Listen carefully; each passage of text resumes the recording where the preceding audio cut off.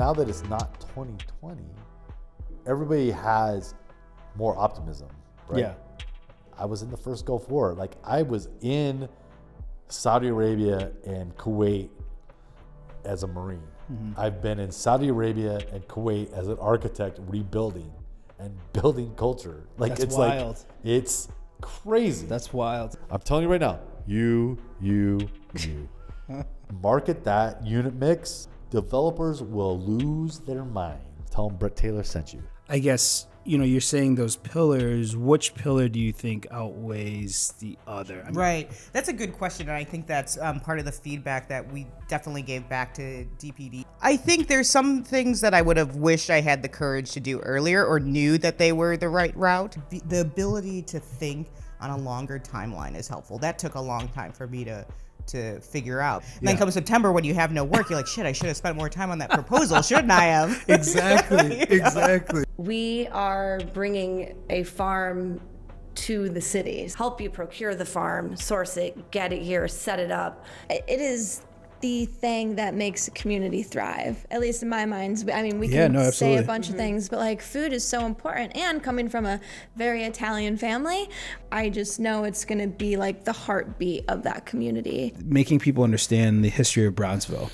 I think it's not clear, and this is true of so many of Chicago's cities that hold so much rich history. It's not clear the legacy that they hold. Long-term oppression kind of shows up in our lives and what that looks like for different people, because it shows up for everyone. If you're affecting versus affected, I think there's a good chance you're not necessarily aware without putting in that additional effort. And just understanding like, what is authentic community engagement? What does that mean? How do we honor communities? And to be talking to small museums across the country and understanding what they're looking for, keeping that art moving and flowing is almost an expectation that you know everything about that's going on everywhere in the world. And it created a bit of an arms race amongst curators. I mean, one of the best pieces of advice that I got was just look and look and look and look and look and look and like look, see as much as you possibly can,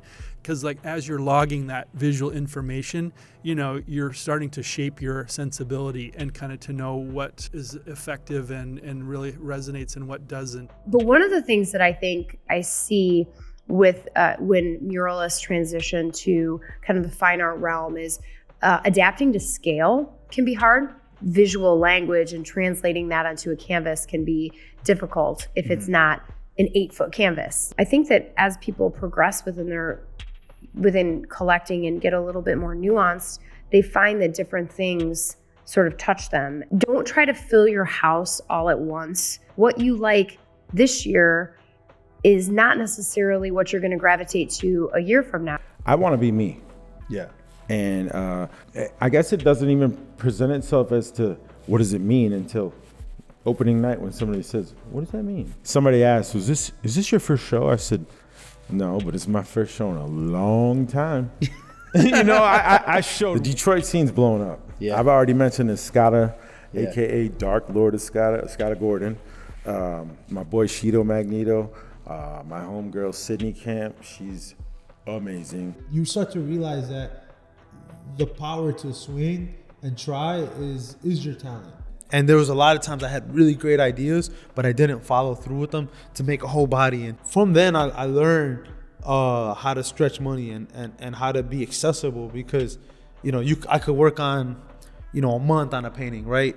And I want to price it at something that I value as, well, I worked on this for a month, so it's worth this, right? Yeah. Well, not everybody has that money. So like, what's a way that, somebody that wants to support, but like doesn't really want to spend this crazy money? Yeah. Like how can they support? Yeah. But luckily, like right when the city opened back up again, people were really eager to buy fashion to support, like I was saying. But I was like, hey, you want to be comfortable in your Zoom meeting, but like once all this ends, like you're going to have some really hot leggings. Yeah. And I think sometimes in the Midwest, we're a little bit like, I don't know, I don't want to stand out, or like, I don't want to spend money, I don't deserve it. Like on my way to the trunk show Sunday morning, and there's a guy outside of the bodega, like looking like Celia Cruz's husband, you know, like with the white beard and the white hair, and he was like, "Looking good, my dear. I see you."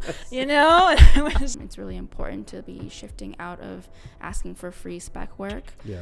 Really wanted to just be able to help facilitate this opportunity for other people, and that's kind of what shaped like my desire to found a space where it's just about equipment access, consistent equipment access, and I loved that, and I think that it's possible to recreate outside of an institution.